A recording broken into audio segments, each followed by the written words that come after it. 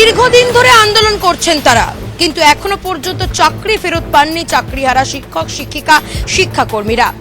এসএসসির group C এবং group D শিক্ষাকর্মীরা গতকাল আন্দোলন করেন এবং সেই আন্দোলন থেকেই তারা ডাক দেন এবার যদি তালিকা প্রকাশ না করা হয় তারা কিন্তু বৃহত্তর আন্দোলনের পথে হাঁটবেন।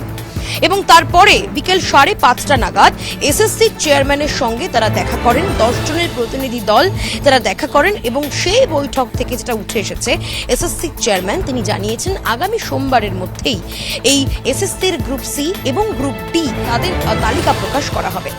চাকরিহারা শিক্ষক শিক্ষিকা যারা রয়েছেন, শিক্ষাকর্মীরা যারা রয়েছেন, তাদের বক্তব্য অনুযায়ী তারা দাবি জানাচ্ছেন সোমবার পর্যন্তই কিন্তু তাদের কাছে সময়, এবং সেই সময়টা কিন্তু এসএসসি চেয়ারম্যানের কাছেও।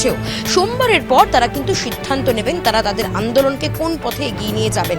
তালিকা প্রকাশের পর তারা কি কর্মসূচি রাখবেন সেটা তারা তখনই ঠিক করবেন। তবে সোমবার পর্যন্ত তারা কিন্তু দেখতে চাইছেন, কারণ একের পর এক দিন গিয়েছে, একের পর এক মাস কেটে গিয়েছে, একের পর এক বছর চলে গিয়েছে।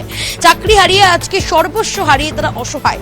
এতদিন ধরে তারা লাগাতার একইভাবে কিন্তু রাস্তার উপরে তাঁবু খাটিয়ে তারা কিন্তু আন্দোলন চালিয়ে যাচ্ছেন। আর তাদের মধ্যে অনেকেই রয়েছেন যারা অনশন পর্যন্ত করছেন।